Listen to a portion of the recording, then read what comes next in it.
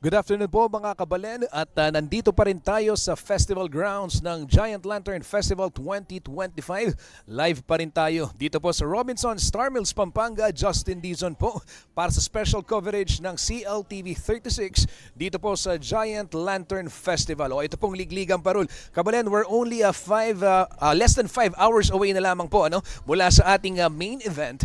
And ngayon ay puntahan muna natin si Aisel Fernando dahil makibalita tayo saan ba yung yung mga in and outs, saan yung entry, exit points, saan pwedeng mag-park, kumusta yung status and yung paghahanda rin nitong ating mga kasamahan naman mula po sa City Disaster Risk Reduction and Management Office para humatiyak ang kaligtasan nitong ating festival. Puntahan po natin si Aisel Fernando. Aisel. Salamat, Justin. Ngayon ay kasama natin si Sir Raymond Del Rosario, ang hepe po ng CDRRMO at ang Public Health, Safety, Security and Traffic Chairperson po ng GLF Committee. Sir, nakita po namin kanina, isinagawa nyo yung briefing para sa ating mga personnel na itatalaga po sa palibot ng festival ground. Ano po ba yung directives natin sa kanila? Actually kakatapos nga lang po ng ating operational period briefing na kung saan ito ay dinaluhan ng iba't ibang mga responders natin at mga frontline emergency personnel, incident personnel. No?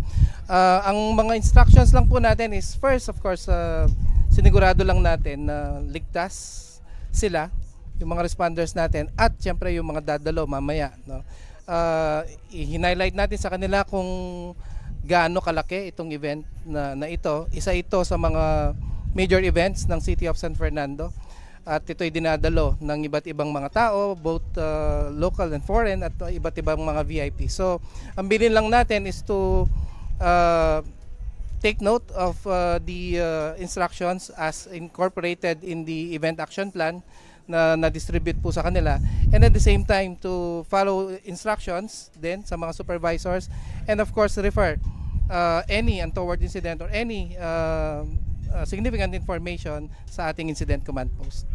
Sir, as nasabi niyo po na napakalaking event ito, so ibig sabihin po maraming personnel ang itatalaga natin po sa paligid ng festival grounds. Ilan po ba yung kabuuang personnel na ipapakalat po natin dito, sir? Actually over 500 strong security personnel coming from our PNP, yung security dito sa Robinsons, at meron din tayong mga guardians coming from mga volunteer na mga guardians na mag-augment din po sa atin. Siyempre we will also cover yung health and wellness ng mga dadalo mamaya. So kasama natin ang City Health Office, no, at ang Philippine Red Cross to provide medical aid should the need arise, and they are deployed in strategic areas within the event area. At siyempre yung ating orderliness and traffic, nandiyan ang ating City Public Order and Safety Coordinating Office. Sila ang magmaman ng ating mga parking spaces at mga traffic papunta at palabas dito po sa event area dito sa may Robinsons. No? At siyempre ang BFP kasama din po natin. They will be providing fire suppression assistance should the need arise, at meron din po silang ambulance with crew on standby. At siyempre yung ating CDRMO, kasama din po natin yan ng ating mga technical rescuers and medics na naka-deploy din po in strategic areas dito. At mamaya, meron din po tayong committee na itinalaga, yung ating Waste Management Committee, na kung saan pagtutulungan po ito ng ating City General Services Office at ng City Environment Natural Resources Office. So we've covered any situation na pwede nating makonsider to ensure na magiging maayos at ligtas nga po itong pagdaos ng ating GLF 2025. Ayan, sir, aside po dun sa mga nasabi natin na safety and security measures, pag-usapan po natin yung iba pang safety and security measures po. Syempre hindi lang po yung emergency na may mangyari po, ano po ba yung mga ipapatupad natin para tiyaking ligtas po, especially yung ating mga manonood dito sa Giant Lantern Festival. Yes, but of course sa ating meron din po tayong bilin sa ating mga manonood at dadalo mamaya. No? Siyempre, una, pagpunta po nila dito, siguraduhin din nila na maayos po ang kanilang nararamdaman, wala silang ibang hindi magandang nararamdaman sa sarili nila.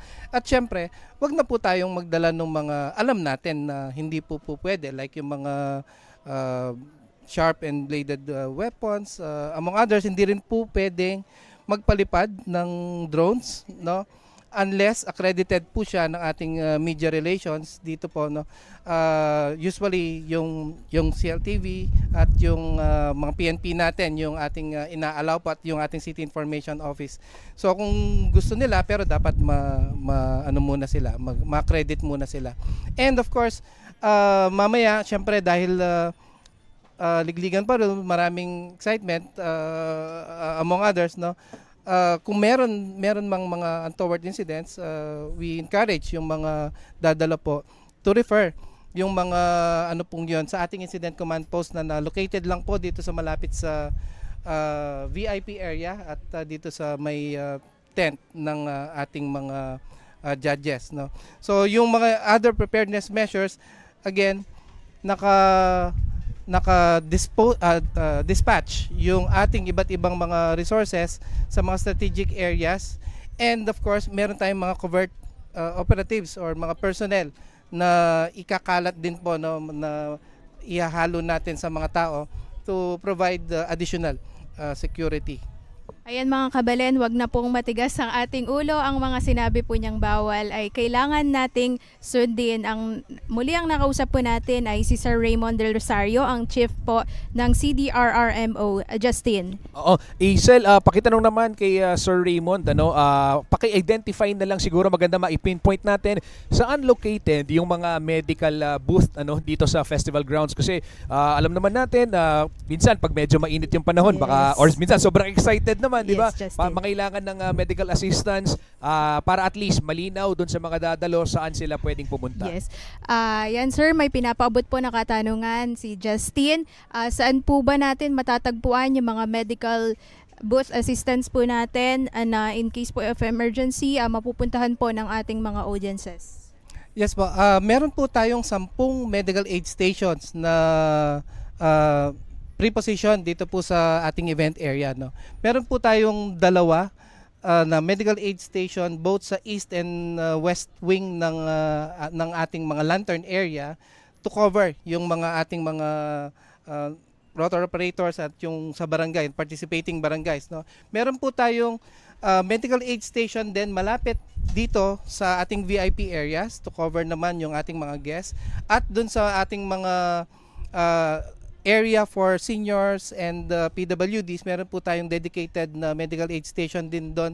Dito po sa may East Wing, meron po tayong additional 2 na medical aid stations. Malapit po ito dito sa ating mga food stalls, no? At meron din tayong malapit dito sa ating command post dito naman po sa may West Wing, no? So makikita naman po natin meron po silang tents at meron po silang mga signages, and of course naka-uniform po, identified, at may ID yung ating mga medical personnel, no. So kung meron nga po silang maramdaman na hindi maganda sa kanilang sarili, pwede po silang mag-refer doon sa ating mga medical aid stations. Take note mga kabalen kung saan matatagpuan yung ating mga medical booth na mag-a-assist po sa atin in case of an emergency, pero sana wala naman pong mangyaring serious incident. Sir, matanong ko lang po ulit, saan po ba yung ating mga entry at exit points dito sa festival grounds?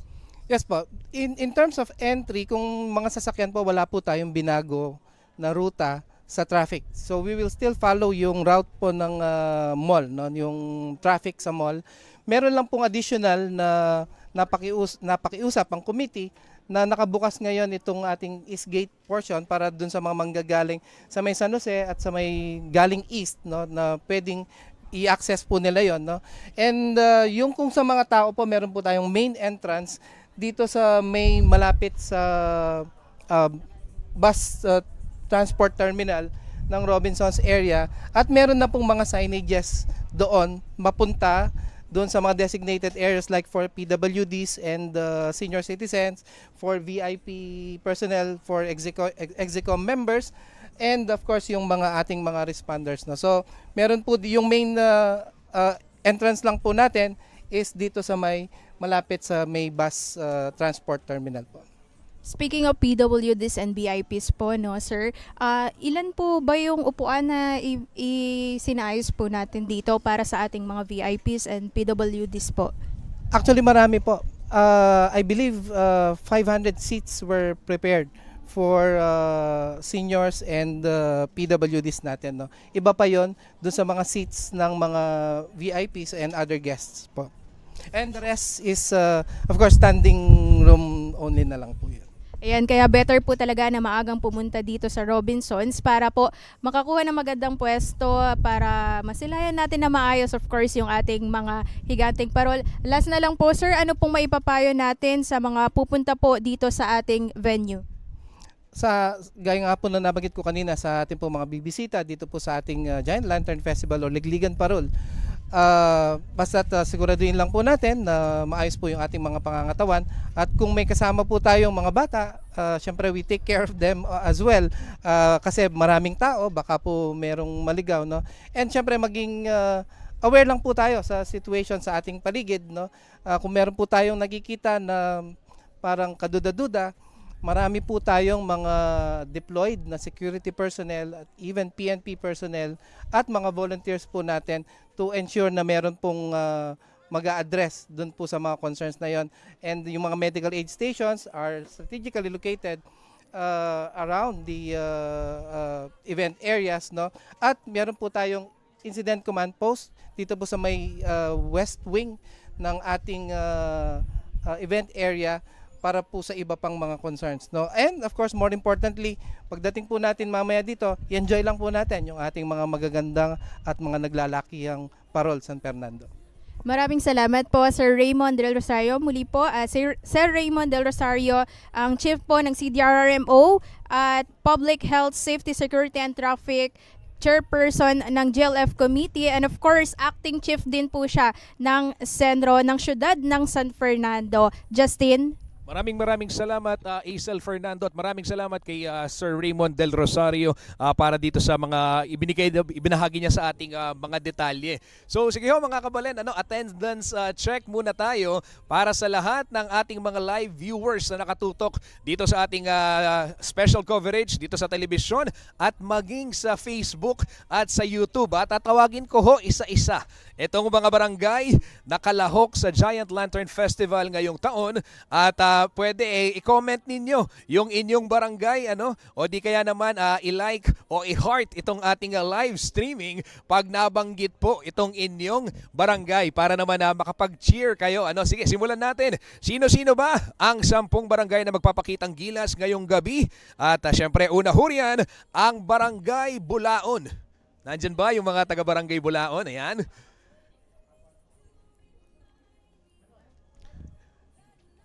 Pagbati dun sa mga kabalen natin sa Bulaon at nanonood. Si Lizen Morten, taga Bulaon yan, alam ko isa yan sa mga masugid na tagapanood. Tita Ditas, Dizon Simbulan, ayan, manonood din. At syempre, isa pa, eto, Barangay San Nicolas. Ito ho yung ating defending champion, Barangay San Nicolas, ayan.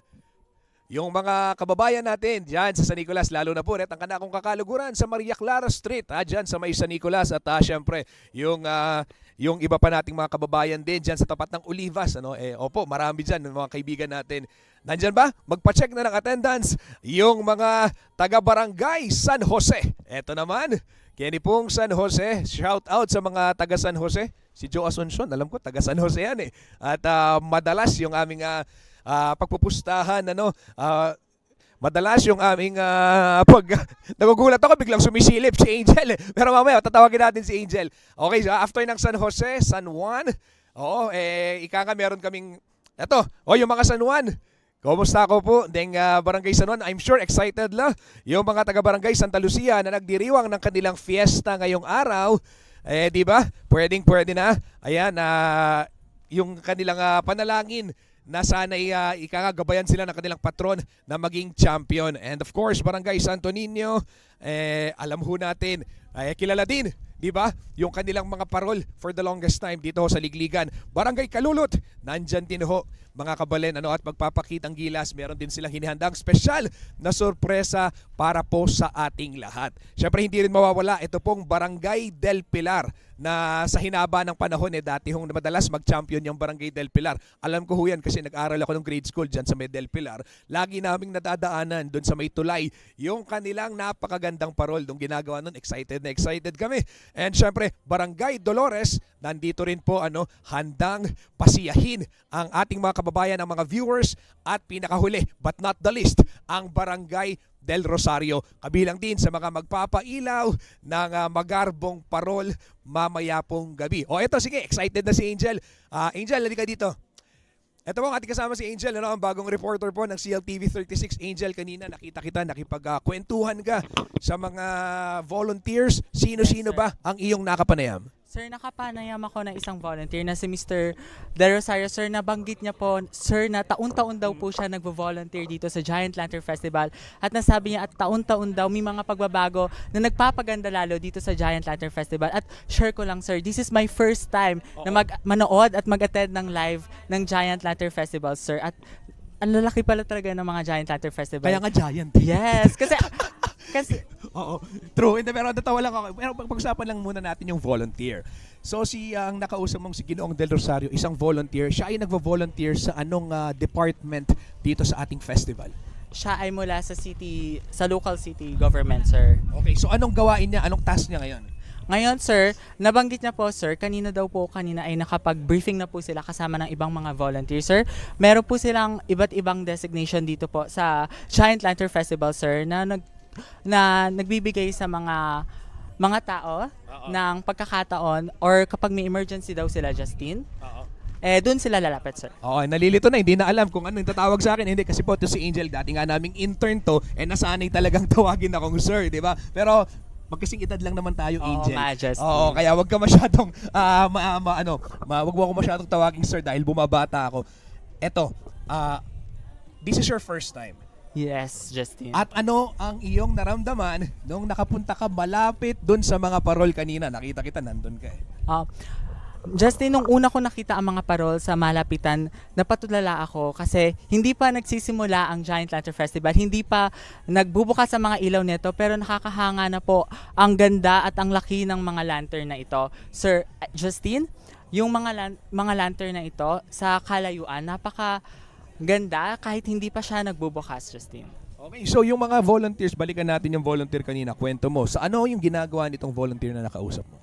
Yung mga volunteer na ito, iba-iba silang designation, Justin. Meron sa mga medic, meron sa mga tumutulong sa iba't ibang mga department, may mga nagtumutulong sa mga guests pag pumapasok na, at yung mga nagpapanatili ng peace and order dito sa festival. Pero yung specific volunteer na nakausap mo ay nakatutok siya dun sa mga tumutulong na nag-usher dun sa mga bisita.